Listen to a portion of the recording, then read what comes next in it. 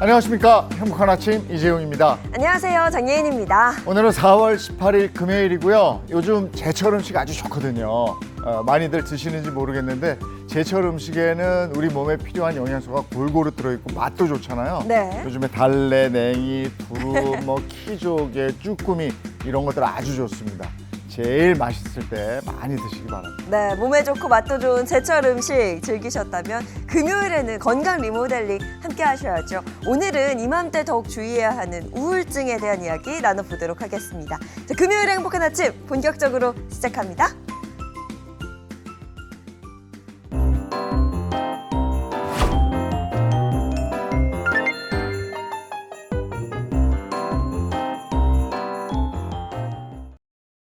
네, 금요일 아침 어떤 소식이 들어와 있을까요? 모닝픽부터 시작하겠습니다. 조현정 시사평론가와 함께합니다. 어서 오세요. 네, 안녕하세요. 네, 첫 번째 모닝픽 어떤 겁니까?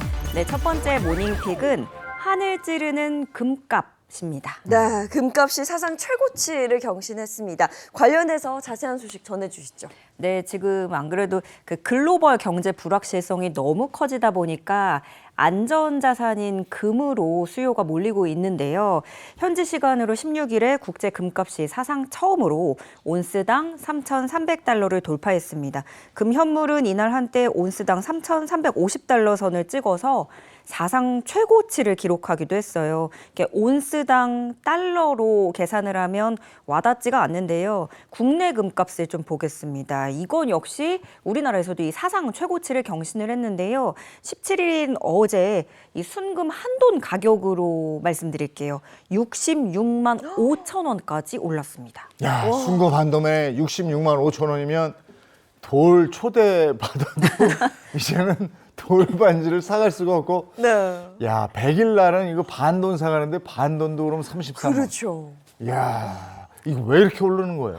그러니까 이제는 뭐 반돈도 안 되고 막 네. 실반지 이렇게도 하는데요. 이게 방금 살짝 말씀드렸듯이 그 미국과 중국 간에 서로 관세 보복에 보복하고 싸우고 있잖아요. 근데 이게 중국도 엄청 세게 나오면서 이게 원래 전망했던 그림이 아니게 또 흘러나가고 있어서 어디로 튈지 모르는 그런 상황입니다. 이렇게 안전자산 선호 심리가 이어지는 거죠. 달러도 안 되겠고 위안화도 출렁거리고 하니까요. 그러면 아예 금을 사버리자라는 건데요. 거기에 더해서 지금 좀 달러화도 약세를 이어가고 있어요. 그리고 또 여기에다가 기름을 부은 말이 하나 있었습니다. 제롬 파월 미국 연방준비제도 의장의 발언인데요. 트럼프 행정부가 예고한 고관세 정책이 물가를 상승시키고 경제 성장을 둔화시킬 수 있다라고 경고를 한 겁니다. 이 말은 어떻게 보면은 트럼프 행정부의 정책을 저격하는 것 같죠. 그렇죠. 예, 그래서 연준의 목표를 달성하기 어려울 거란 신호로 이제 시장에서는 받아들여지게 된 거고요. 투자자들은 안전자산인 금으로 몰리고 있는 겁니다. 이런 금값 상승세 당분간은 계속 이어질 것 같아요. 세계 금협회도 이 금값의 상승세 지속 가능성에 무게를 싣고 있고요. 전문가들 또한 금값 강세가 단기적인 현상에 그치지는 않을 거라고 내다보고 있습니다. 아이고, 한 사람의 입으로 아주 전 세계가 들썩거리고 있습니다. 아니, 관세 한 200% 그러면 네, 200% 받겠습니다. 이럴 줄 알았나?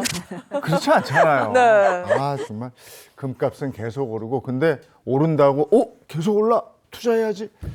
이거 잘 보고 하셔야 됩니다. 네. 자, 다음 전해 주시죠. 네, 두 번째 모닝픽 결혼했지만 미혼입니다. 결혼했지만 미혼. 결혼했는데 미혼일 수가 있는 거예요? 저도 마음은 결혼했지만 미혼인데요. 네, 두 분은 네. 혹시 혼인신고를 결혼하기 전에 하셨을까요? 후에 하셨을까요? 어떻게 했어요? 저는 결혼하고 나서 한 일주일 안에 바로 했습니다. 오, 결혼식 일주일이요? 올리고. 네. 나는 언제 했는지 기억이 안 나. 하긴 했어요. 네, 확인하신 거죠. 네, 지난 16일에 한 결혼정보회사에서 25세에서 39세 기혼 남녀 500명을 대상으로 조사를 했습니다.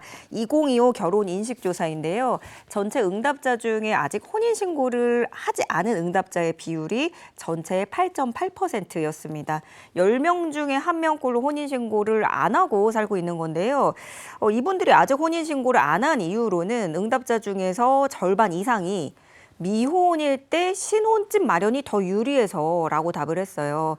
또 다른 이유로는 혼인신고의 필요성을 느끼지 못해서 또 결혼해도 반드시 해야 되는 절차라고는 생각하지 않아서 그리고 아직 배우자에 대한 믿음이 부족해서가 뒤를이었습니다. 근데 저도 집 관련해서 이 결혼 신고를 하는 거, 혼인 신고하는 것보다 안 하는 게 더 유리하다. 이래서 안 한다는 얘기 많이 들었는데 맞아요. 네. 10명 중에 1명이 혼인 신고를 안 한 거면 그래도 10명 중에 9명은 한 거잖아요. 맞습니다.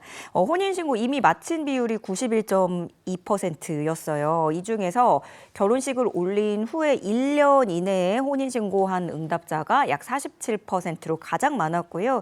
결혼식 올리기 이전에 혼인신고한 비율은 30%로 그 뒤를 이었습니다. 혼인신고한 이유를 살펴봤더니요. 결혼하면 당연한 절차라고 생각해서 라는 응답이 제일 많았고요. 신혼집 마련 혜택을 받기 위해서 그다음은 배우자에 대한 신뢰, 또 자녀 교육 문제 등이 뒤를 이었습니다. 연령별로 혼인신고를 하는 시기에도 차이가 있었는데요. 결혼식을 올리기 이전에 혼인신고한 비율은 20대가 43% 정도로 30대보다 훨씬 높았어요. 반대로 30대는 결혼식 후에 1년 이내 신고 비율이 52.4%로 가장 높았는데요. 네. 이거 이유들을 쭉 보니까요. 막상 보니까 혼인신고를 안 한 사람이랑 혼인신고를 한 사람이랑 이유가 겹쳐요. 신혼집 마련, 네. 뭐 상대방에 대한 신뢰 네. 이런 것들 막 겹치고 있습니다. 근데 전혀 다르게 해석을 하는 거죠. 그렇지. 신혼집 마련이라면 서로 반대 해석을 한 건데 요즘에는 신혼부부 혜택이 많으니까 맞아요. 아마 네. 하시는 게 더 유리하지 않을까 싶은데. 예, 다음 픽은요. 네, 세 번째 모닝픽 사카린의 대반전입니다. 네, 사카린의 대반전. 이게 어떤 내용일까요? 네, 먼저 사카린에 대해서 좀 말씀드릴게요. 뭐 써보신 분들이야 사카린 워낙에 잘 아시겠지만요. 추억의 이름이죠. 이 사카린은 설탕보다 최대 300배 강한 단맛을 내면서도 열량은 거의 없어서 다양한 식품에 사용되는 인공 감미료인데요.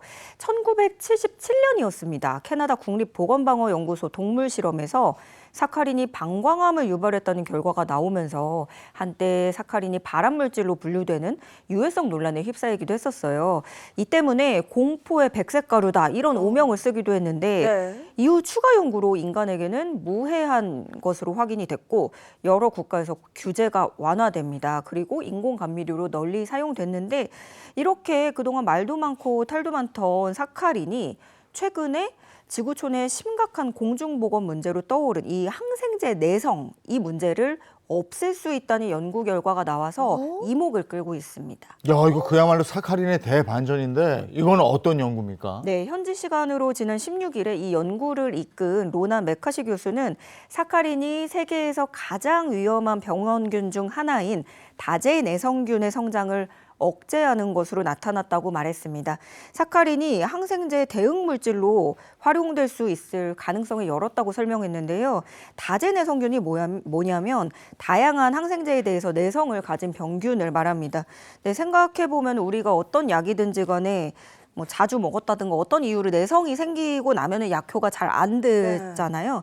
근데 이 내성 때문에 항생제가 효과를 못 내면 진짜 우리가 위중한 치료를 받을 때 절체절명의 순간에 심각한 상황에 놓일 수도 있는 거고요.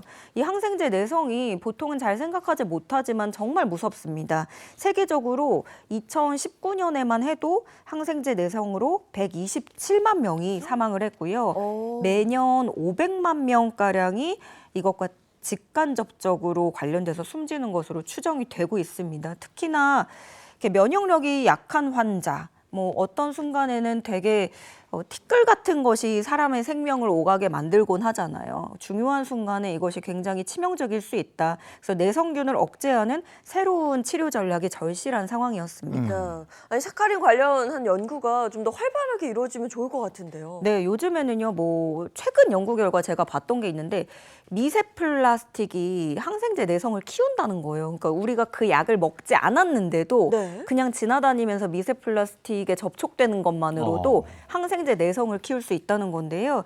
이번에 이 연구진은 기존 항생제 같은 경우 약을 개발하려면은 또 수십억 달러 돈 많이 들고 시간도 많이 들고 하는데 이 사카린 같은 경우는 이미 전 세계적으로 다 쓰고 있는 거잖아요. 그러니까 안전성과 효율성 측면에서 큰 이점이 있다고 얘기를 하면서 앞으로도 관련 기술의 임상 적용 가능성 또 상용화에 대한 후속 연구를 이어갈 계획이라고 전했습니다.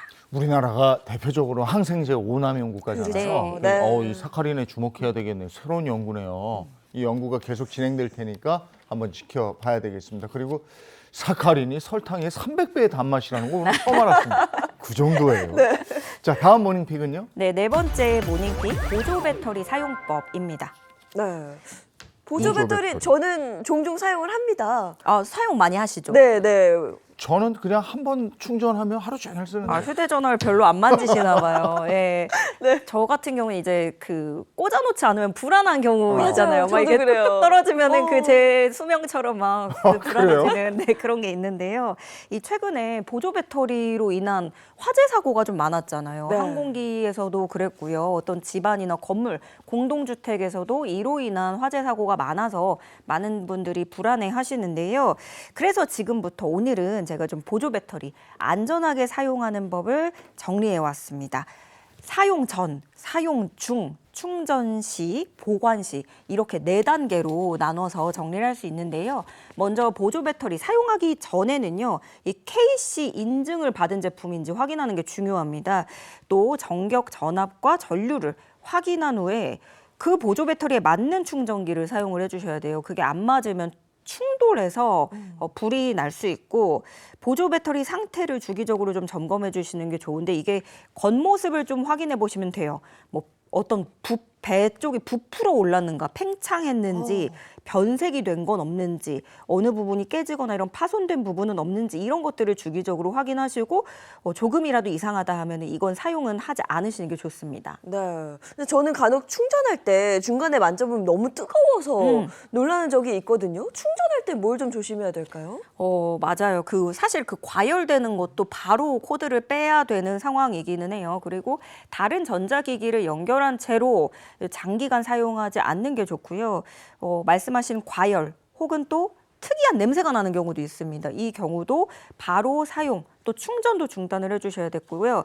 충전이 끝나면 신속하게 분리를 해야 됩니다. 과충전하게 되면은 또 화재 위험이 증가한다고 해요. 그리고 이 보조 배터리, 직사광선이라든가 차량 내부, 이제 또 날씨도 더워질 건데 그 위에다 올려두시면 안 됩니다. 차 안에다가. 난방기구 주변에서도 안 되고요. 욕실에서도 사용해 주시면 안 됩니다.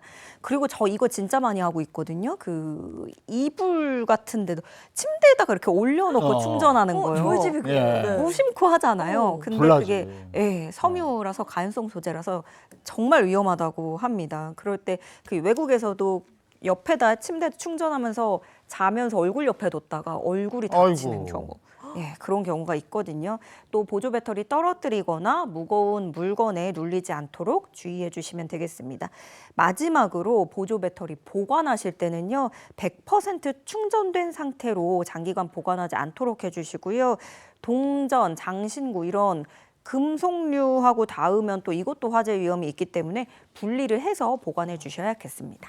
네, 알겠습니다. 지금까지 조현정 시사평론가와 함께했습니다. 고맙습니다. 네, 고맙습니다. 네, 어제 제가 야외 활동을 좀 했는데 결국 외투를 벗고 반소매 차림으로 다녔습니다. 오늘 날씨도 궁금한데요. 문다는 기상캐스터 나와주세요. 네, 어제 하루 만에 외투가 필요 없는 날씨가 됐는데요. 오늘도 어제와 비슷한 정도의 기온으로 따뜻하다 못해 다소 더운 오후가 되겠습니다. 하늘은 맑게 드러나지만 주말에는 전국에 비 소식 있습니다. 오늘까지는 맑은 하늘에 구름만 많겠는데요. 다만 청정했던 공기도 잠시 고비 사막에서 발원한 황사의 영향권에 들면서 오늘 일부 영향을 미치겠는데요. 오전에는 동쪽 지역, 오후부터는 중서부의 농도가 일시적으로 치솟겠습니다. 오후에는 어제만큼 다소 덥겠습니다. 서울이 22도, 대전 27도, 대구는 29도로 30도에 육박하겠고요. 특히 충청과 영남을 중심으로 기온이 더 높겠습니다. 주말에 내리는 비는 아침에 경기 북부와 강원 영서 북부를 시작으로 오후부터 그 밖의 지역으로 확대되겠습니다. 다만 비의 양이 많지 않아서요. 기온이 크게 낮아지지는 않겠습니다. 예상되는 비의 양은 중부와 제주에 최대 20mm, 남부에는 최대 10mm 정도로 양이 많지는 않겠습니다. 밤사이 전국에 내리다 일요일 아침이면 그치겠습니다. 주말에 내리는 비는 중부지방을 중심으로 천둥 번개가 치면서 요란하게 내릴 수 있겠습니다. 지금까지 날씨 전해드렸습니다.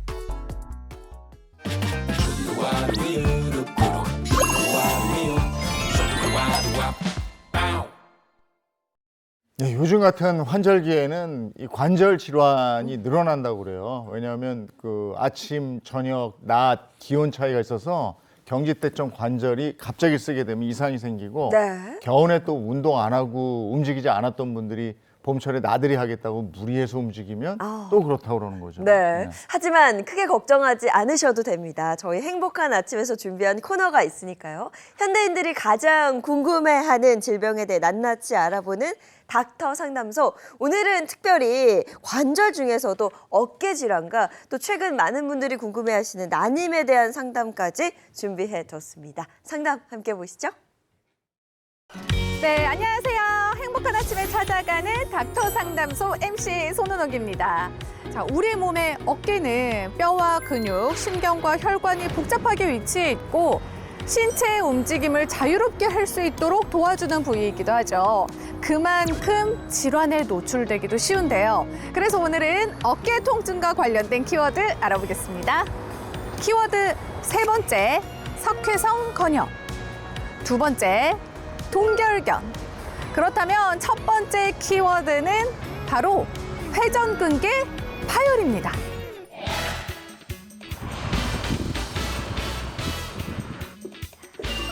자, 들어가 보겠습니다. 네, 안녕하세요. 네, 안녕하세요.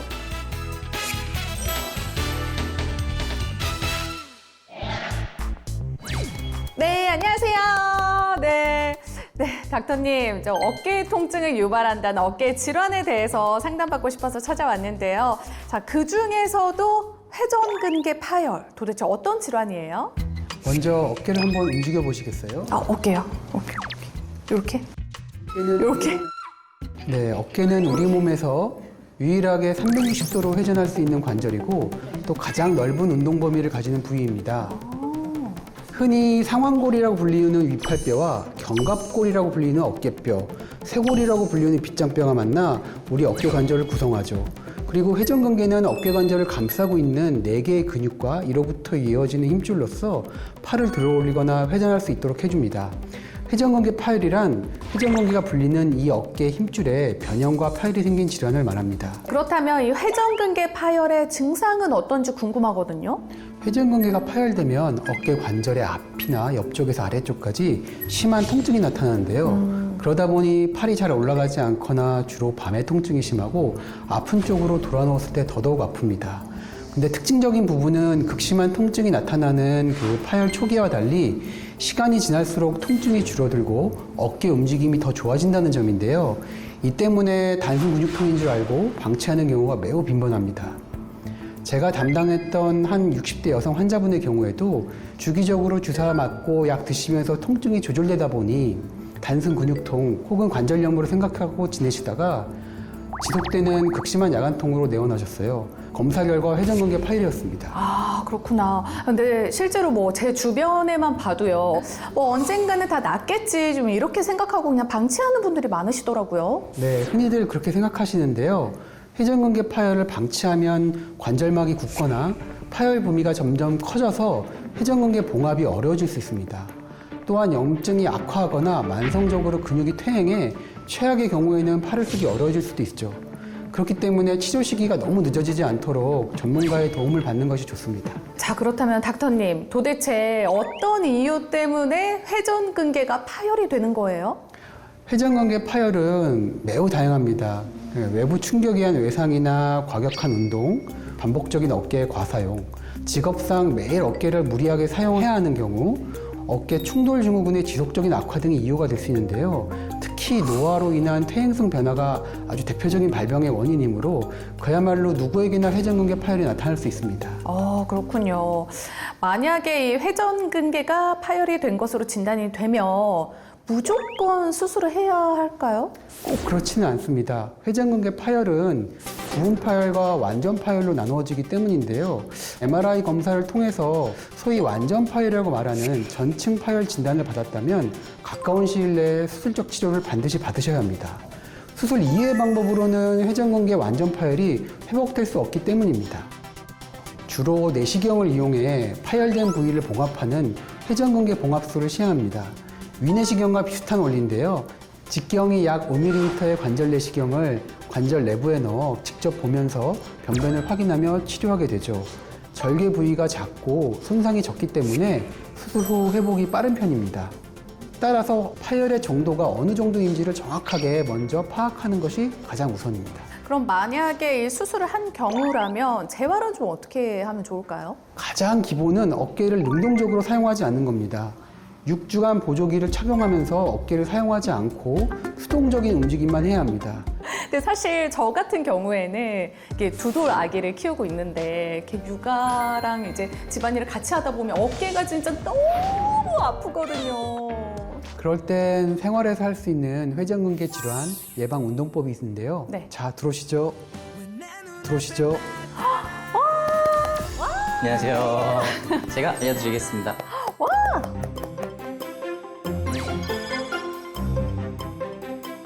앞으로 나란히 해서 네. 막대기를 잡으실 거고요. 네. 손은 반대 방향으로 잡아주실 거예요. 손 넓이도 조금 더 넓게 잡아주실 겁니다.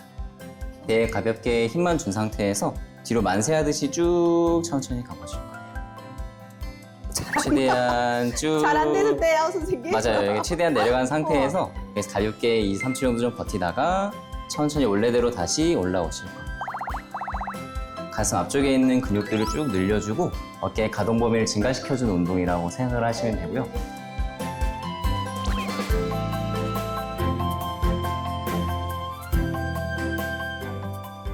네, 오늘 이렇게 회전근개 파열에 대해서 상담해 주신 닥터 최근석 선생님 고맙습니다. 고맙습니다.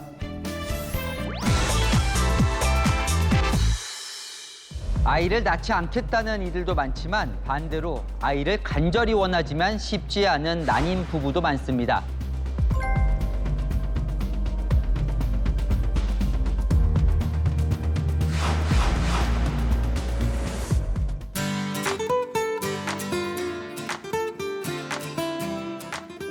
자, 이번에는 요즘 또 많은 분들이 고민하고 계시는 난임에 대해서 알아보려고 하거든요.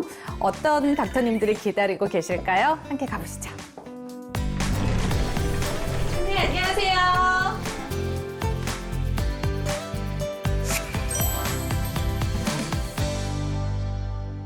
본격적인 상담에 앞서서 먼저 난임이 정확하게 무엇인지부터 저희가 좀 짚어봐야 할 것 같거든요. 네, 난임이란 피임을 시행하지 않은 부부가 정상적인 부부관계를 했음에도 불구하고 1년 이내에 임신에 도달하지 못한 경우를 말합니다. 과거에는 임신이 불가능하다는 의미로 불임이라는 용어를 많이 썼는데요. 최근에는 다양한 치료 기술이 발달하면서 치료를 통해 극복할 수 있다는 뜻의 난임으로 불리게 됐습니다. 오, 그렇군요. 근데 듣기로는 이 난임의 원인도 굉장히 다양하다고 하더라고요. 네, 그렇습니다. 여성의 요인에는 대표적으로 다낭성 난소 증후군과 같이 배란이 잘 되지 않는 배란 장애가 있고요. 양측 난관이 막혀 수정이 이루어지지 않는 난관의 문제가 있습니다. 그렇다면 반대로 이제 남성의 요인에는 뭐가 있을까요? 네, 남성의 요인에는 정자의 운동성, 형태의 수의 이상, 폐쇄성 혹은 비폐쇄성 무정자증 등이 있습니다. 사실 지금 말씀드린 것 외에도 남성과 여성 모두의 요인일 수 있고요. 원인 불명인 경우도 있기 때문에 진단과 치료를 위해 여성과 남성 모두 검사와 상담을 받는 것이 바람직하겠습니다.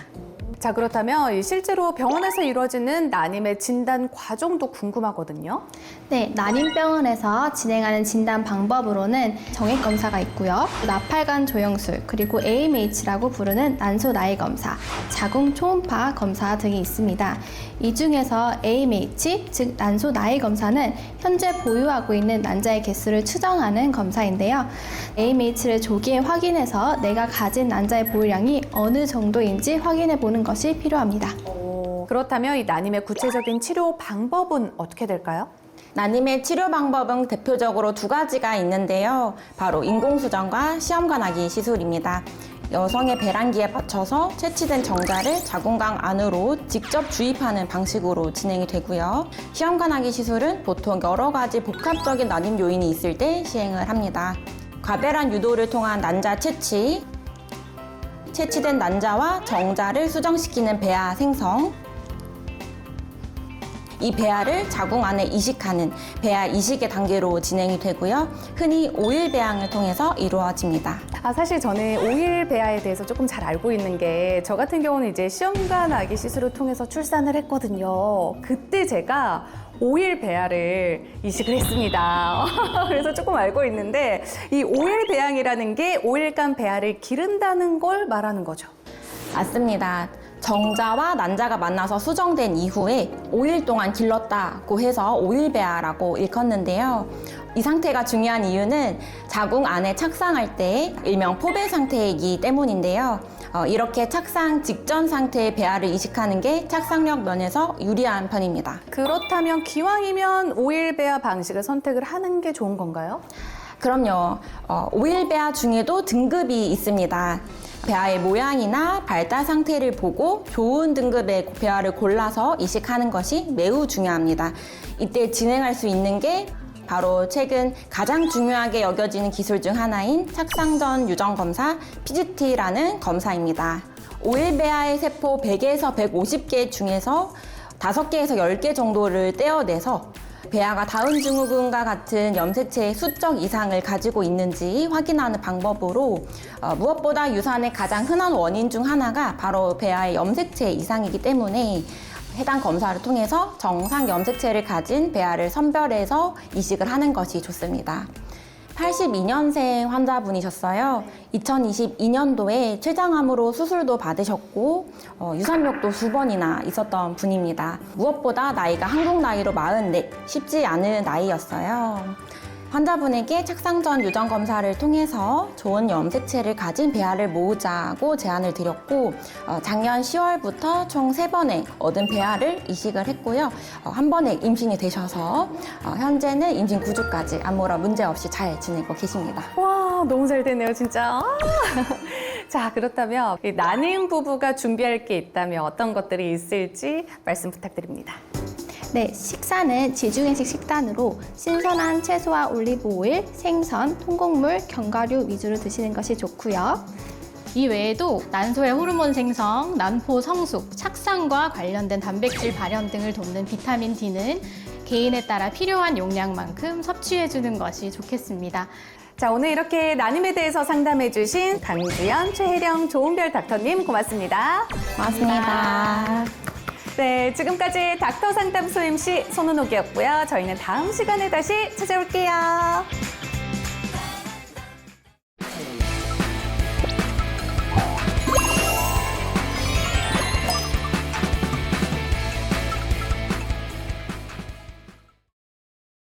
행복한 아침 함께하고 계신 지금 시각이 7시 59분을 향해 가고 있습니다. 이제 본격적으로 건강 챙기겠습니다. 건강 리모델링 시간입니다. 네, 가장 먼저 든든한 주치의 선생님들부터 소개해드리겠습니다. 장민욱 신경과 전문의, 민혜영 가정의학과 전문의 모셨습니다. 안녕하세요. 안녕하세요. 네, 그리고 양기영 소화기내과 전문의와 개구먼 이경 씨도 함께합니다. 반갑습니다. 행복한 아침!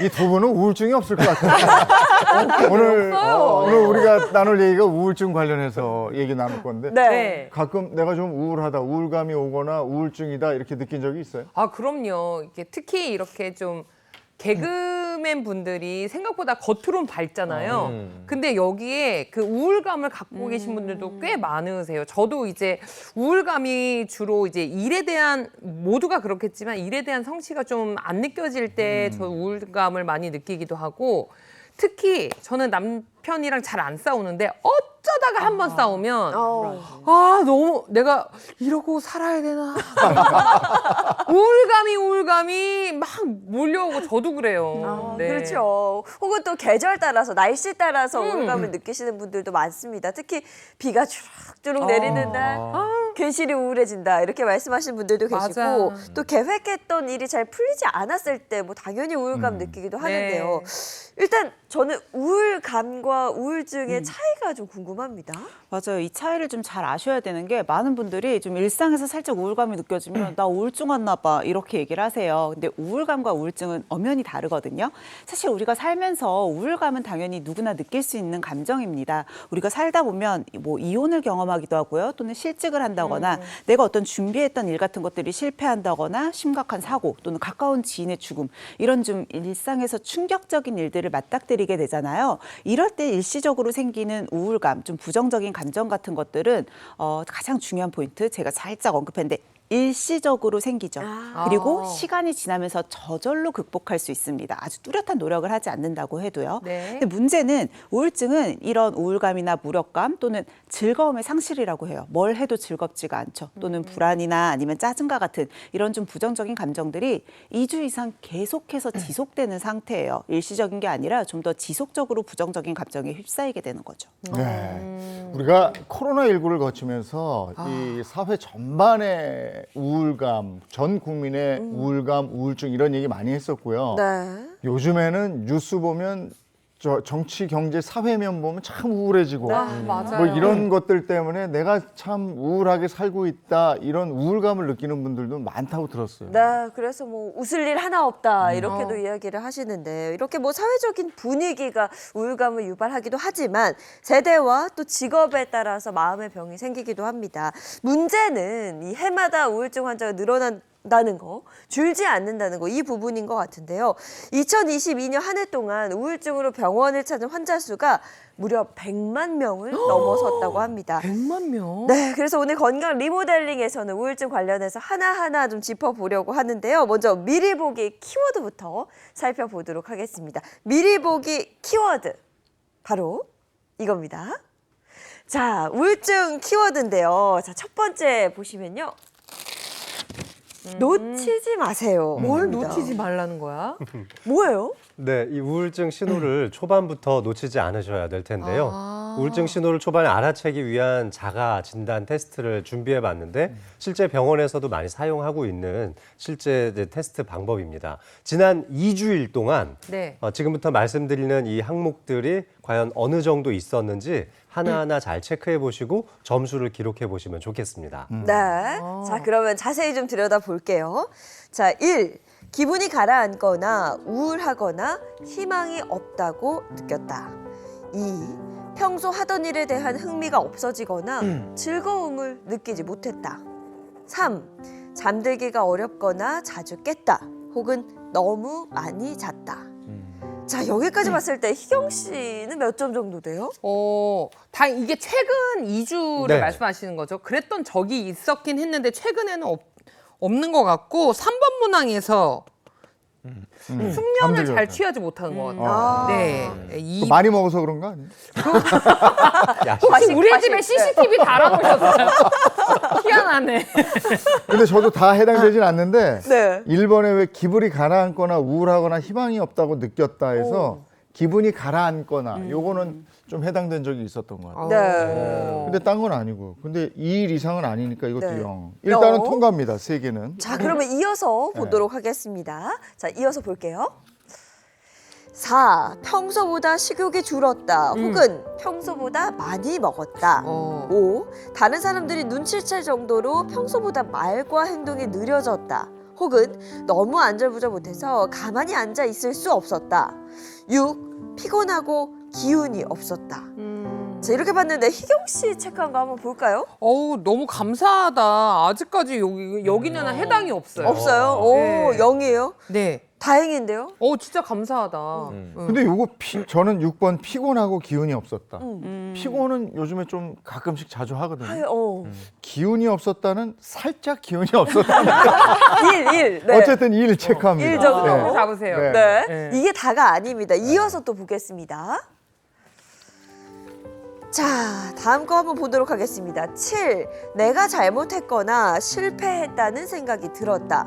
혹은 자신과 가족을 실망시켰다고 생각했다. 8. 학교 공부, 독서, TV 시청과 같은 일상적인 일에도 집중할 수 없었다. 9.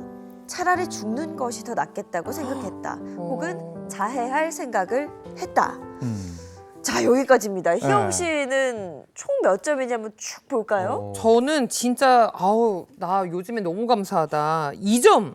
딱 이거 숙면 잘 못 취한 거 그거 2점이 총점이네요. 네. 다행이다. 저는 학교 공부, 독서, TV 시청 같은 일상적인 일에 집중할 수가 없었다. 가끔 이럴 때가 있어요. 네.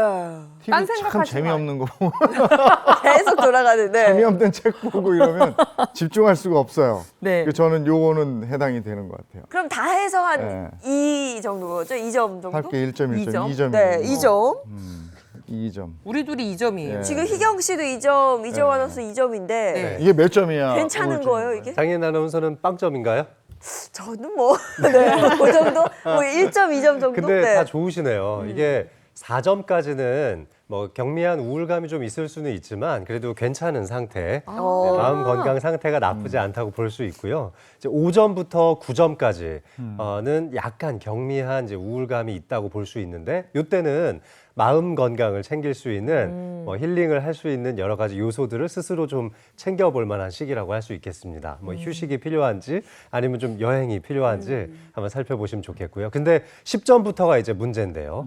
10점에서 20점 사이, 그러니까 19점까지는 좀 전문 기관에 가셔서 상담 치료를 좀 받아보시는 게 좋습니다. 뭐 이때부터 약물 치료를 권고하기도 하는데요. 일단은 전문가에게 의견을 한번 들어볼 필요가 있고 또 주변 사람들에게 도움을 요청해 볼 필요도 있습니다. 네. 이 10점이 넘어간다면 스스로는 해결하기 어렵다 이렇게 보시면 되겠고요. 네. 그다음에 이제 문제는 20점이 넘어가는 분들입니다. 20점이 넘어가고 이제 이게 전부 다 체크를 하면 이제 만점이 27점이거든요. 네. 그래서 20점에서부터 27점까지는 저희가 주요 우울 장애라고 부르기도 하니까 이때부터는 굉장히 전문 의약품을 비롯한 이제 전문의의 진료 소견이 필요한 거니까요. 서둘러서 빨리 병원을 찾으시는 게 좋은 점수입니다. 아이고. 선생님, 이 우울증은 대체 왜 생기는 거죠? 안타깝게도 아직까지는 이 우울증의 확실한 원인이 밝혀지지는 않았습니다. 그래도 우리가 크게 한 3가지 정도로 요인을 나눠서 좀 살펴볼 수 있을 것 같은데요. 가장 첫 번째 요인은 심리적인 요인이에요. 그러니까 나 스스로가 자존감이 너무 낮거나 또는 의존적인 성격일 경우에 우울감이나 우울증에 좀 더 빠지기가 쉽다라고 볼 수가 있고 반면에 너무 완벽주의인 성향도 또 우울증에 좀 취약해질 수 있습니다. 그렇죠. 두 번째 요인은 사회적인 요인인데요. 아까 코비드 얘기해 주신 것처럼 조금 내가 이혼이나 사별이나 뭐 실패, 각종 사건, 사고 또는 사회적으로 큰 뭐 이슈가 됐던 일 이런 것들 좀 충격적이고 부정적인 사건으로 인해서 내 몸에서 스트레스를 받게 되는 거예요. 사실 우리 몸에서는 정신적인 스트레스건 육체적인 스트레스건 이런 스트레스를 받게 되면 공격이라고 간주를 해서 여기에 대항할 수 있도록 호르몬이 나오거든요. 그 중에 하나가 콜티졸이라고 하는 호르몬입니다. 콜티졸은 우리 몸이 공격을 받았으니까 여기에 맞설 수 있도록 필요한 에너지를 낼 수 있도록 해요. 그러니까 원래는 스트레스를 받았을 때 콜티졸이 나와야지만 이걸 정상적으로 극복할 수 있습니다. 문제는 과도하게 받으면요. 콜티졸이 계속 항진돼서 올라가잖아요. 그러니까 내 몸에서 호르몬의 밸런스가 깨지는 거죠. 오히려 우리가 보통 이제 행복감을 느낄 수 있는 신경 전달 물질을 도파민이나 세로토닌 같은 것들로 꼽는데 콜티졸이 너무 항진되면서 이런 행복 호르몬들의 균형이 깨지게 되고 내가 쉽게 불안감이나 우울감을 느낄 수 있게 됩니다. 이 외에 또 어떤 요인이 우울증을 유발하게 됩니까? 세 번째 원인으로 이제 생물학적 원인을 꼽을 수가 있습니다. 뇌신경의 문제 때문인데요. 흔히 우울증 하면 마음의 병이라고 생각하시기 쉽지만 사실은 뇌와 관련이 되어 있는 겁니다. 우리 뇌에서 행복감을 만들어내주는 세로토닌 호르몬이나 아니면 좀 의욕이나 쾌감을 느끼게 해주는 도파민과 같은 신경 전달 물질들이 균형을 맞추지 못했을 때 우울감을 느낄 수 있는데, 물론 가벼운 일에서부터 우울감이 시작돼서 심리적인 요인에서 발전하기도 하지만 이제 나중에는 이런 신경 전달 물질의 불균형이 지속되게 되면 이제 스스로의 힘으로는 이게 치유가 좀 어렵습니다. 네. 그러니까 이것을 그냥 마음의 병이라고만 생각하지 마시고 뇌가 걸려 있는 병이고 또 이 뇌의 병을 치료하기 위해서 전문가의 손길이나 의약품의 도움이 필요하다는 것도 좀 염두에 두시면 좋을 것 같은데요.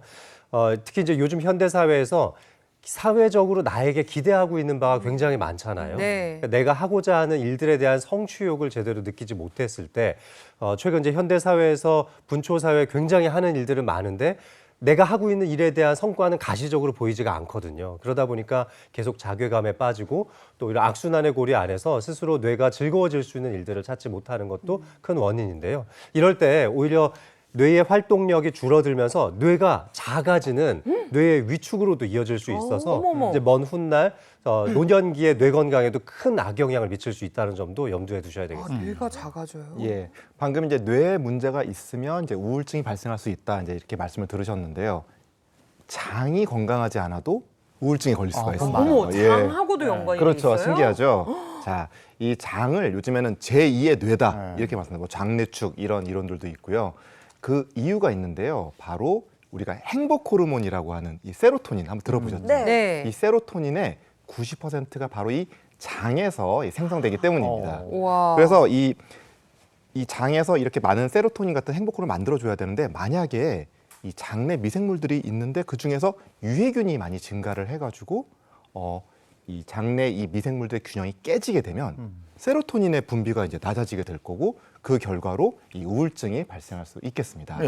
그리고 그 외에도 뭐 갑상샘 질환 아니면은 뭐 내분비계 질환 또는 뇌졸중 같은 이런 다양한 각종 질환들이 이 우울증을 발생시킬 수도 있겠습니다.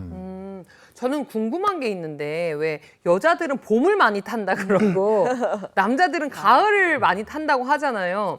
희한하게 이제 봄이 되면은 마음이 막 싱숭생숭해. 그리고 이제 제 주변에는 봄에 유독 우울함을 느끼는 친구들이 있어요. 저는 꽃을 보면 예쁘다 하는데 나 요즘에 꽃을 봐도 나는 뭐 좋은지 모르겠다. 더 우울해지는 거죠. 네, 더 우울감을 느끼는 분들이 있는데 이것도 우울증하고 좀 연관이 있는 거예요? 네, 이렇게 희경 씨 얘기하신 것처럼 특정 계절에 반복적으로 우울감을 느낄 때 우리가 계절성 우울장애라고 이야기를 하거든요. 네. 일반적으로 가장 흔한 케이스는 보통은 가을이나 겨울처럼 조금 날씨도 많이 춥고 일조량도 좀 줄어들었을 때 유독 우울하다라고 표현하는 분들이 많으세요. 근데 희경 씨 얘기하신 것처럼 방금 봄에는 보통 날씨도 되게 따뜻해지고 갑자기 꽃도 피고 활동량도 증가하는데 갑자기 봄만 되면 우울하다라고 호소하는 분들이 분명히 계시거든요. 있어요. 이게 일조량의 변화 때문입니다. 그러니까 우리 몸은 일단 변화에 굉장히 민감해요. 늘 일정한 상태를 유지를 하면서 내 몸이 생존에 유리하도록 좀 끌고 가야 하는데 겨울에서 봄으로 넘어가는 도중에 일조량이 바뀌죠. 갑자기 해가 길어지고 일조량이 늘어나잖아요. 그럼 내 몸에서는 겨울 동안 세팅돼 있던 호르몬의 밸런스가 다 깨져버리는 거예요. 그러니까 갑자기 수면을 조절하는 멜라토닌 같은 경우도 원래는 이 시간에 이 정도 나와야 되는데 이게 갈피를 잡을 수가 없는 거죠. 그러면 내 몸에서는 깨진 그 호르몬의 밸런스만큼이나 생체 리듬이 깨지게 되니까 이전보다 잠을 잘 못 자요. 잠을 들어도 쉽게 깨고요. 내가 기본적으로 잠을 잘 못 잔다. 몸이 쉽게 피로해지게 되고 당연히 기분도 다운되고 일에 대한 집중력도 떨어질 수밖에 없습니다. 3월 하면 우리 떠오르는 단어 있잖아요. 새로운 시작. 시작. 네, 새 학기도 시작되고 또 신규 채용도 이맘때쯤 많이 하기도 하죠. 그래서 이때 이제 학기를 맞아서 한 2, 3월쯤에 이사하시는 분들도 상당히 많습니다. 그래서 취업, 새 학기, 아마 이런 여러 가지 문제들 또 아마 연애를 새롭게 시작하시는 분들도 봄철에 좀 많은 것 같고요. 3월에 연애. 네, 이렇게 사실 생각해 보면 굉장히 설레이고 좋은 일들이 많을 것 같은 3월이지만 사실 또 이게 나한테는 해당이 안 될 수도 있거든요. 맞아요. 그래서 이 3월 봄철 우울증에 대한 키워드로 상대적 박탈감이라는 용어를 많이 씁니다. 남들은 다 잘 되는 것 같고 이사해서 잘 살고 새 학교 들어가서 잘 지내는 것 같은데 나만 그렇지 않은 것 같은 상대적인 박탈감을 느끼면서 우울감이 심해지기도 하죠. 맞다. 그리고 또 이런 새로운 근무 환경에 적응을 잘 못하시는 분들도 상당히 많고 또 직장 안에서의 부서 이동이나 또 인간관계 때문에 스트레스를 받는 분들이 많은데요. 이때 봄철 우울증을 예방하려면 이런 스트레스를 조절할 수 있는 전략이 무엇보다 필요한 것 같습니다. 예, 이러한 심리 요인이 실제 통계로도 뒷받침되고 있는데요. 이 봄철은 아까도 말씀드렸지만 갑작스러운 이 기온의 변화 요즘에 굉장히 심하잖아요. 아침 네. 저녁으로 또 이런 또 사회적인 이런 활동들이 굉장히 증가하면서 이 자살률이 높아지는 스프링 피크 현상이 나타나는 또 그런 시기이기도 합니다. 그래서 이 봄철은 좀 다른 계절에 비해서 이런 자살률이 좀 상대적으로 좀 높은 그런 시기이기도 합니다. 그렇기 때문에 사회적으로도 특히 이런 이 시기를 집중 관리하는 지자체나 기관들이 있을 만큼 정말 이 봄철 마음 관리가 이 중요성이 굉장히 요새 강조되고 있는 그런 실정입니다. 네, 봄철 우울증, 내 마음을 스스로 좀 들여다보고 그야말로 관리를 할 필요가 있겠습니다. 자, 이어서 다음 미리 보기 키워드 함께 볼게요. 자, 두 번째 키워드입니다.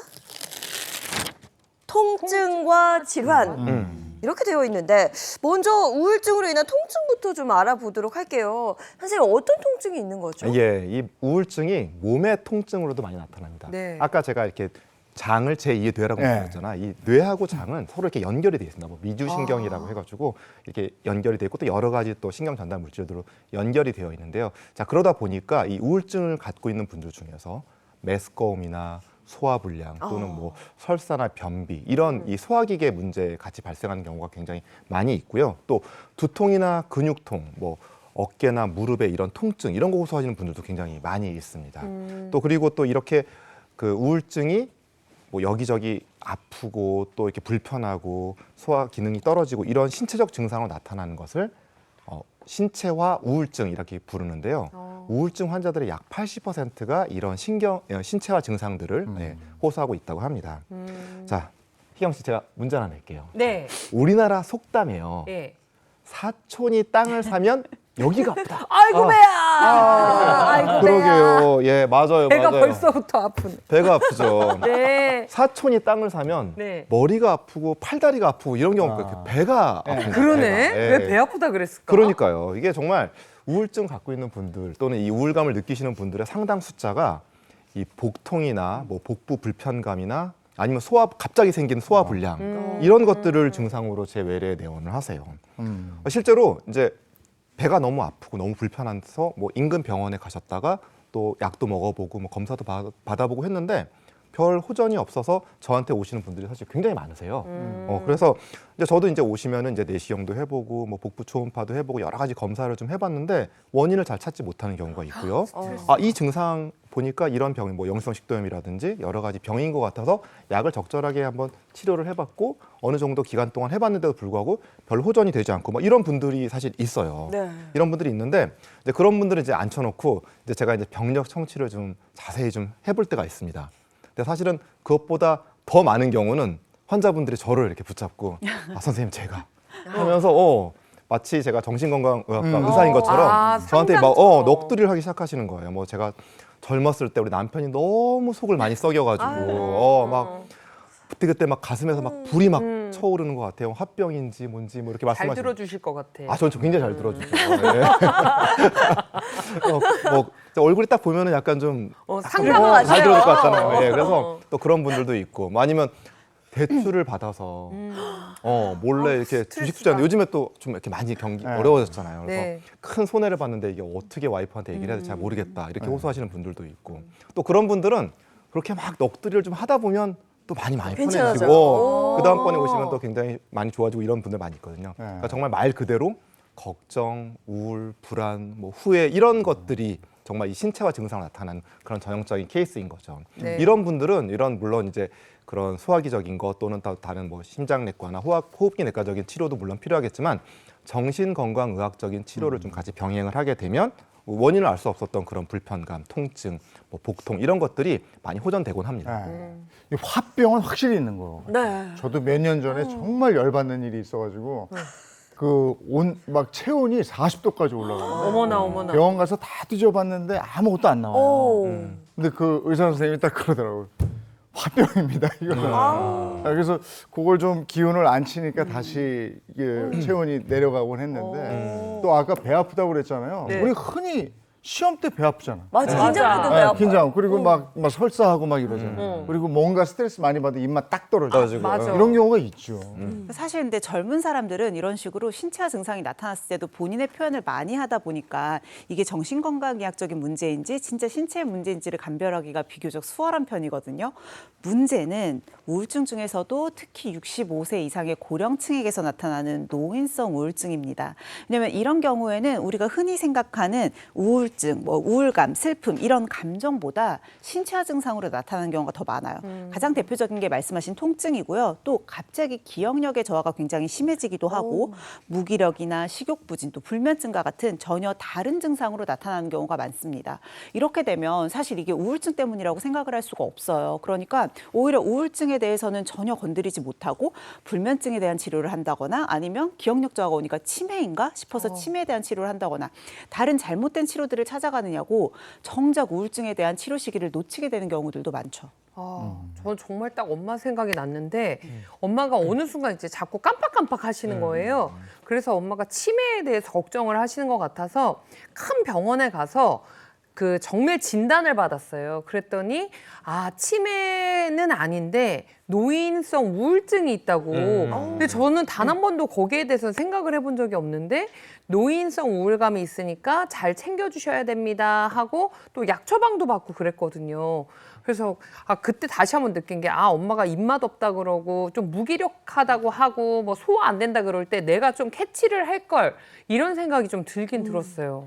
희경 씨 같은 효녀도 이렇게 어머님의 상태를 잘 모르는 맞아. 것만큼 저희가 생각보다 부모님을 잘 모른다는 생각도 좀 듭니다. 좀 더 관심을 갖고 지켜봐야 될 것 같은데요. 이렇게 노인성 우울증과 이 우울증 때문에 발생하는 치매 증상이 가성 치매라는 용어를 부르고 있습니다. 말 그대로 가짜 치매라는 뜻이죠. 네. 이건 이제 진짜 알츠하이머 병과는 좀 구분을 할 필요가 있는데 이런 가성 치매는 우울증 치료를 하면 굉장히 많이 좋아집니다. 단 3, 4주만 해도 상당히 많이 호전될 수 있으니까 그 진단을 정밀히 받아보셔야 되고 사실 이제 진짜 치매 그러니까 알츠하이머성 치매 같은 경우에는 자기가 기억력이 떨어져 가고 있다는 사실을 잘 안 알리려고 해요. 잘 모르기도 하고 숨기기도 하죠. 그런데 이 가성치매 환자분들은 또 그렇지는 않으니까요. 그런 것들을 적극적으로 같이 상담을 좀 해보시면 좋겠습니다. 우울증 증상이 몸에 통증을 일으키기도 한다 이런 얘기 쭉 했는데 그러면 우울증 증상이 특정 질환을 일으키기도 합니까? 네, 충분히 그럴 수 있습니다. 우울증을 치료하지 않고 그대로 방치를 했다간요. 사실 정신 건강 자체가 악화가 되다 보니까 여기서 그치지 않고 불안장애나 또는 공황장애, 강박장애와 같은 다른 정신질환이 동반될 수도 있기 때문에 적극적인 치료를 받으시는 것이 반드시 중요하고요. 단순히 이렇게 정신건강의학적으로만 이렇게 번지는 게 아니라 사실은 아까 신체화 장애 얘기했잖아요. 네. 우리가 우울감이 지속이 되면서 교감신경계에도 불균형이 생길 수 있어요. 그러면 교감신경계는 우리의 혈관을 조절하거든요. 그러니까 혈관에도 무리가 되면서 심혈관 질환의 가능성이 증가한다라는 연구들도 있었고요.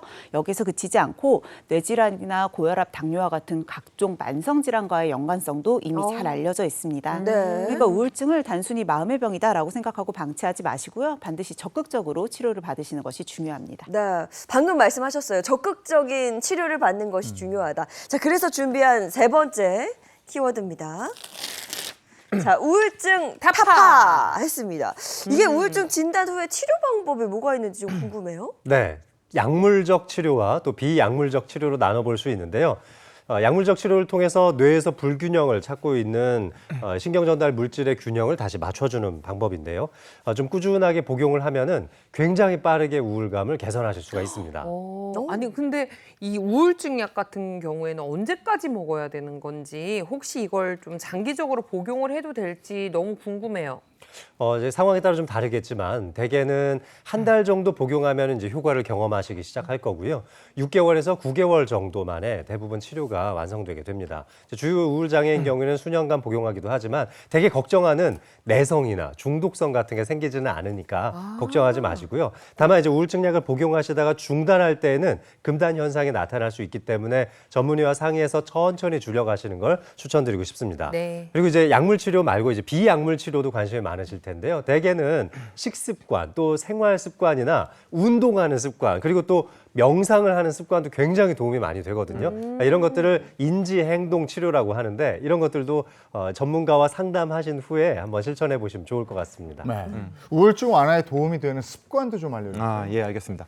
평소에 우울증 예방에 도움이 되는 그런 습관 한번 알려드리도록 하겠습니다. 아주 뭐 간단하게 따라하실 수 있는 그런 방법인데요.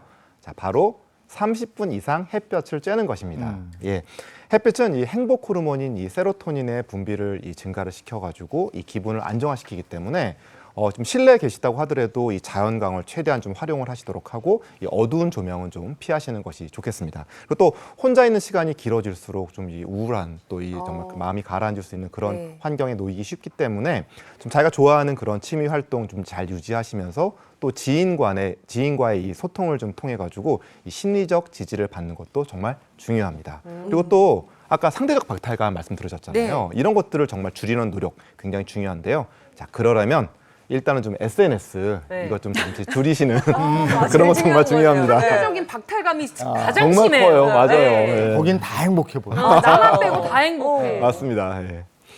그러면 저는 또 오늘 저한테 또 운동복을 입히시더라고요. 그래서 혹시나 해서 여쭙습니다. 우울증에 도움이 되는 운동도 있는지. 그럼요. 우울증에 가장 도움이 되는 내가 노력으로 우울감을 좀 타파할 수 있는 방법이 운동이거든요. 그래서 제가 오늘 예인 씨와 희경 씨와 함께 운동 방법도 한번 알려드릴게요. 그렇습니다. 그런 운동이 있어요? 아니 운동보다도 댄스 이런 거 아니야? 이게 심리적인 거라서 운동으로 될까 싶긴 하거든요. 심리적인 부분이 있을 때는 사실 몸을 쓰는 게 가장 좋아요. 그래서 가장 좋은 건 여러분들이 햇빛을 보시면서 밖에서 걷는 게 가장 좋거든요. 밖에서? 네, 근데 사실 정말 우울감이 있을 때는 나가기가 싫어요. 또는 너무 바빠서 밖에 못 나간다. 그러면 실내에서도 할 수 있는 간단한 운동 방법 알려드릴게요. 유산소 운동 중에 제일 쉽게 할 수 있는 게 제자리 걸음이에요. 그래서 제자리에서 이렇게 걷는 것만으로도 도움이 되는데 이때는 이렇게 힘없이 걸으시면 안 돼요. 무릎을 최대한 좀 위로 올려주면서 그렇죠. 워킹 하듯이. 요것만 하면 심박수 올리는데 조금 힘들거든요. 여러분들 심박수 올리기 위해서 손 동작 한번 제가 추가해 볼게요. 우리 기분 좋을 때 반짝반짝하죠? 반짝반짝. 강재근 선생님 같지 않아요? 근데 되게 단순한 동작인데요. 어깨 같이 쓰면서 하시면 이게 심박수가 굉장히 빠르게 올라가요. 그래서 꽤나 숨이 차게 운동을 하실 수 있고 숨이 좀 차다. 그러면 힘든 거 조절할 때는 호흡이 제일 좋습니다. 내릴 때 들이마시고 올릴 때 내쉬세요. 이렇게 하면서 5분에서 10분 정도 호흡과 함께 여러분들 운동을 지속을 해주시면 약간 땀이 나면서 숨이 차거든요. 그러면 운동 후에 카타르시스가 확 느껴지시고 왜냐면 아드레날린이 나오게 되거든요. 그래서 이렇게 해서 일단 내가 조금 몸을 이제 워밍업 했다. 그럼 그 다음부터는 여러분들의 기력까지 챙길 수 있는 운동을 좀 하려고 해요. 보통 우리가 우울감에 시달리게 되면 기운이 없어서 아무것도 하기 싫어라고 하는데 이때 힘을 낼 수 있는 원천이 하체 근력이거든요. 그래서 이번에는 하체 근력 운동을 하려고 합니다. 스쿼트를 할 거예요. 스쿼트는 기본적으로 골반보다 다리를 조금 더 넓게 벌리시고요. 그리고 양 끝에 발끝을 살짝 벌려주세요. 이 상태에서 스쿼트 많이 해보셨죠? 손 약간 권투하듯이 앞으로 모아주시고요.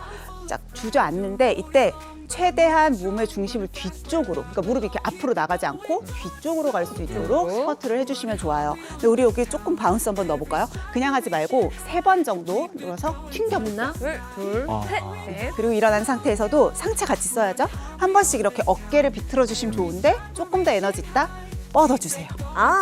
약간 복싱 같아요. 맞아요. 그러면 조금 더 신나거든요. 한번 이제 오른쪽부터 뻗는 거고요. 우리 바운스 3번에 뻗는 동작까지 해볼게요. 시작.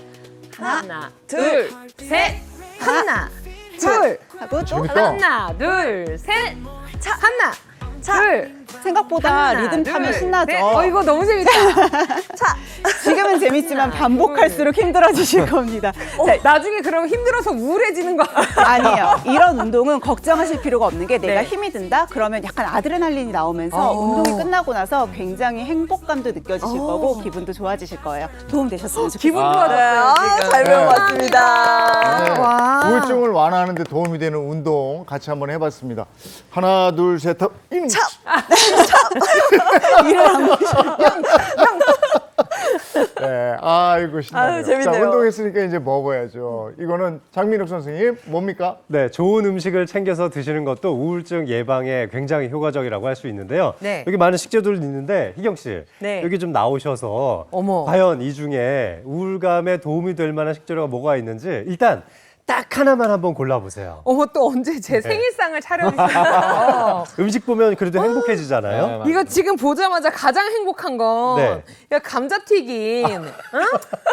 너무 행복하잖아. 아, 네. 너무 맛있긴 하지만 네. 감자튀김은 뭐 당연히 우울감에 큰 도움은 안 되겠죠. 우리 안 건강을 돼요? 좀 해칠 수 있는 요소들이 많이 있기 때문에 감자튀김은 좀 안 좋은 음식으로 분류를 좀 하시는 게 좋을 것 같습니다. 자, 그러면 감자튀김 빼고 나머지 식재료들 중에서 3가지 우울증에 도움이 될 만한 거 한번 있는지 골라보세요. 그래요? 네. 저걸 저쪽으로 옮기는 순간 제가 좀 우울해졌어요.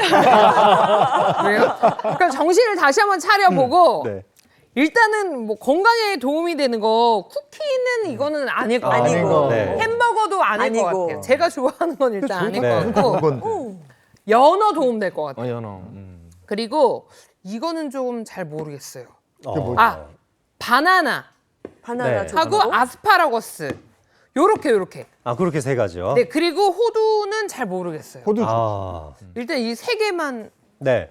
뭐 연어, 바나나, 아스파라거스를 골라주셨는데요. 네. 특히 이제 연어 같은 경우는 이 등푸른 생선에 해당되죠. 뭐 정어리라든지 참치라든지 고등어 같은 것들도 그런데 비타민 D가 정말 많이 들어있고 불포화 지방산도 많이 들어있죠. 이 비타민 D가 세로토닌 합성에 상당히 많이 관여하기 때문에 비타민 D가 부족하면 우울증에 빠지기 쉬우니까요. 연어 같은 식재료 먹어주면 정말 좋을 것 같습니다. 네. 이제 아스파라거스도 정답을 제대로 골라주셨는데 아스파라거스 속에는 비타민 B군과 C가 많이 들어있는데 네. 이 비타민 B군이 뇌의 탄수화물 대사에도 관련이 되어 있고 뇌의 여러 가지 신경 전달 물질을 만드는 데도 상당히 중요한 역할을 합니다. 뿐만 아니라 여기에는 칼륨도 들어있고 또 마그네슘도 많이 들어있는데 마그네슘이 좀 심신을 안정화시켜주는 역할을 하죠. 그래서 우울감을 개선하는 데 도움이 됩니다. 마지막으로 지금 바나나 골라주셨는데 바나나도 트립토판이라고 하는 이 세로토닌과 멜라토닌 합성에 굉장히 중요한 물질이 상당히 많이 들어있는데요. 아침에 건강하게 바나나 1-2개 정도 드셔주시면 저녁 때 세로토닌과 멜라토닌 호르몬도 많이 나오니까 좋을 겁니다. 아니 그러면 저는 이거 진짜 헷갈려서 중간으로 뺐는데 네. 계란 노른자랑 호두는 어때요? 자, 일단은 달걀 노른자도 긴장감을 완화시켜주는데 상당히 도움이 많이 되는데 대표적으로 비타민 D가 많이 들어있는 음식이기도 합니다. 자, 그리고 이제 견과류 같은 경우도 오메가3의 함량이 상당히 많은데 이 불포화 지방산 오메가3가 많을수록 세로토닌 합성이 많아진다고 알려져 있으니까 다 좋은 식재료 쪽으로 이렇게 이쪽으로? 옮겨보겠습니다. 얘네는 절대 올 수가 없고 네, 알겠습니다. 명심하겠습니다. 네, 알겠습니다. 우울증에 도움이 되는 음식 알아봤습니다. 고맙습니다. 고맙습니다. 네. 자, 마지막 미리 보기 키워드 이어서 바로 살펴볼게요. 자, 마지막입니다. 자, 4번째인데요. 오늘의 궁금증. 이렇게 준비를 해봤어요. 우울증과 관련돼서 궁금증을 좀 해결해보는 시간인 거죠? 예, 맞습니다. 네. 제가 첫 번째 질문부터 드리도록 하겠습니다. 자, 정답 한번 맞춰보시도록 하십시오. 네. 자, 이 동물과 좀 함께 있으면 우울증 위험이 낮아진다. 이 동물 뭘까요? 정답! 여름이 저희 집 강아지. 강아지. 네. 강아지도 뭐. 네. 반려견, 반려묘 뭐 이런 반려동물. 그렇겠네요. 반려동물. 개나 예. 고양이나 뭐 그쵸. 그렇죠. 반려동물 굉장히 많이 있는데 정답은 고양이입니다. 고양이에요? 네, 고양이인데요. 고양이는 얌전하던데. 예, 그렇죠. 강아지가 아니고 나한테 고양이. 안 예, 와요, 반려동물 고양이는. 굉장히 많이 있죠. 그 중에서도 이 고양이가 인간의 우울증을 좀 개선시키는데 그래요? 탁월한 능력이 있다는 것이 있는 그런 연구들이 굉장히 많이 있는데요. 자, 미국 LA의 한 노인 요양원에서 이 테라피 고양이, 그러니까 뭐 치료를 하는 그런 고양이의 뜻이죠. 이 테라피 고양이로 활용되는 이 고양이와 노인들을 함께 좀 시간을 많이 보내게 했더니 고양이의 온기를 느끼고 상호작용을 하는 동안 이 노인들의 불안도가 낮아졌음을 확인했다고 합니다. 또 이 고양이를 키우면서 이 상호작용하는 그런 아이들이 그렇지 않은 또래에 비해서 우울감이 낮고 또 반대로 정서적 만족감은 더 컸다고 합니다. 아우, 너무 이 귀여운데. 고양이 귀여워하면서 쓰담쓰담 해주고 궁디팡팡 해주고 네, 궁디팡팡. 사람의 뇌에서도 옥시토신이라는 호르몬이 많이 나온다고 하는데요. 이 다른 반려동물에 비해서 고양이와 교감을 했을 때 옥시토신 분비가 더 많았다는 연구가 있습니다. 자, 이런 방식들이 이 고양이의 뇌가 우리의 뇌하고 좀 비슷하기 때문이라고 하는데요. 거의 90% 가까이 대뇌 피질이 비슷해서 사고하는 방식이나 언어를 구사하는 습관이라든지 기억력이라든지 이런 대뇌 활동들이 사람의 뇌와 좀 비슷하다고 알려져 있습니다. 고양이가 우울증에 그렇구나. 도움을 줄 수 있다. 네. 자, 다음 문제인데요. 다음 문제 드립니다. 우울할 땐 슬픈 음악이 도움이 된다. 도움이 될까요? 저는 이거 제가 한번 경험을 해봤어요. 예전에 남자친구랑 한번 헤어졌을 때 막 울고 싶은 거야. 그러니까 그 운전을 하면서 슬픈 음악을 막 이별 음악을 쫙 연속해서 들어요. 그러면 눈물을 계속 쫙 흘리고 나면은 좀 뭔가 여기가 시원해지는 느낌이 좀 드는 거예요. 그래서 오히려 슬픈 음악을 들으면 도움이 되지 않을까 싶은 생각이 드는데 어때요? 근데 저희 또래들은 그 한참 젊었을 때 들었던 그 한참 청춘기에 네. 이문세, 유재하 그래요. 이런 음악들이나 네. 그 재즈 음악들 이런 거 들으면 기분이 좋아지고. 그래요? 근데 저는 반대로 저는 오히려 밝은 음악을 듣거든요. 왜냐면 빠지기 싫어서. 우울한 음악에? 느낌에 빠지지 않으려고 반대로 하는데 답이 궁금해요, 선생님. 일단 슬픈 음악은 우울감을 없애는 데 도움이 되긴 합니다.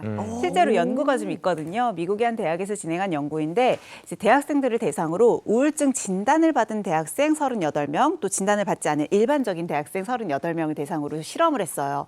자, 이들에게 음악을 30초 동안 짧게 들어줬는데 음악의 종류가 슬픈 음악, 즐거운 음악, 중립적인 음악 이렇게 30곡을 선곡을 해서 다 들려준 후에 어떤 음악을 다시 듣고 싶은지 이 선호도를 조사를 했거든요.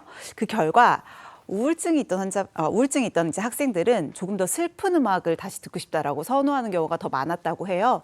왜 그런지 이유를 물어봤더니 이런 음악을 들었을 때 마음이 좀 누그러지면서 편안한 느낌을 많이 받았다라고 이야기를 했습니다. 근데 뭐든지 진짜 과유불급인 것 같아요. 적당한 슬픈 음악은 내 마음을 좀 누그러뜨리고 편하게 할 수 있지만 거기에 너무 빠지다 보면 음악 때문에 또 더 우울해질 수도 있거든요. 맞아. 그래서 내가 편안함을 느낄 수 있는 그 선을 잘 찾는 것이 중요합니다. 네. 그 예전에 그 봤던 영화 있잖아요. 뭐 로마의 휴일이라든지 티파지에서 아침을 사운드 뮤직 그리스 이런 거 봐도 기분 좋아지는데. 네.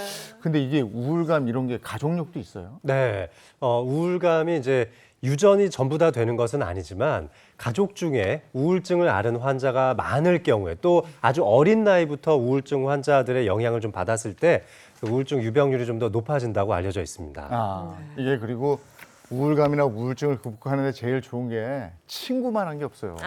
이야기하면서 풀고. 그런 네. 친구가 한 명은 꼭 있어야 되겠다 싶더라고요. 아내하고도 얘기하지 못할 걸 친구하고는 또 할 수 있고. 이렇게. 그렇죠.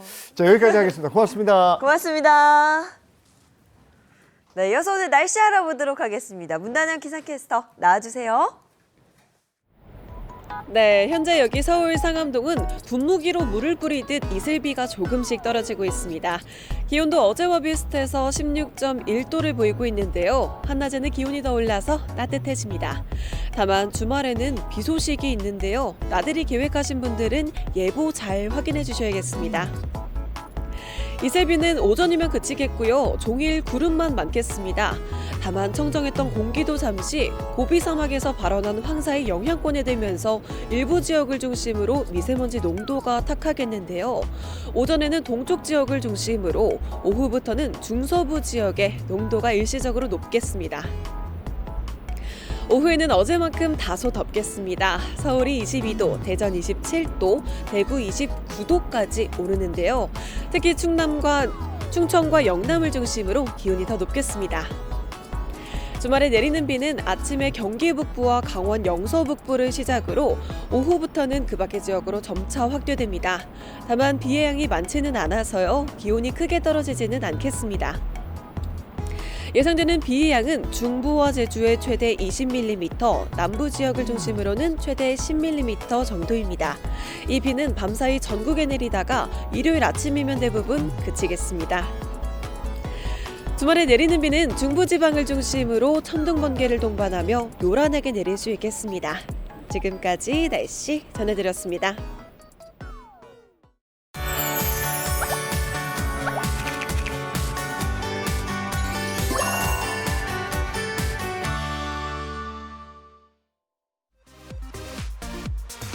2025 장애인 고용 촉진대회가 지난 16일 서울의 한 컨퍼런스 센터에서 열렸습니다. 올해로 35회를 맞는 이번 대회는 장애인 고용에 기여한 사업주, 장애인 근로자, 업무 유공자를 시상하고 성과를 공유하는 자리로 마련됐는데요. 장애가 있다는 이유로 저평가되는, 영향이 저평가되는 현실이 너무 안타깝습니다. 장애인이라도 하더라도 각자가 잘 할 수 있는 일을 개발하고 발전시킨다면 누구보다도 더 훌륭한 영향을 발휘할 수 있다고 저는 생각합니다. 이정한 고용부 고용정책실장은 정부 차원에서 기업은 장애인 고용 의무를 다하고 장애인은 직무 역량을 갖추어 안정적으로 일할 수 있도록 적극 뒷받침하겠다고 전했습니다. 어제 낮에는 반소매가 어울리는 날씨였어요. 네. 그리고 오후에 저녁 때 산책할 때 보니까 진짜 반소매들 입고 산책하더라고요. 네, 맞습니다. 날이 풀리면서 아침 저녁으로 점심시간 활용해서 또 많이 산책하시는데요. 날 풀리면 여지없이 미세먼지 이야기 나오잖아요. 호흡기 건강관리 잘 해주셔야겠습니다. 좋은 하루 보내시고요. 저희는 다음 주 월요일 아침 7시 30분에 돌아올게요. 행복한 아침, 행복한 하루, 그리고 행복한 주말 보내십시오. 고맙습니다. 고맙습니다. 즐거운 밤 오아시스 Save the next channel A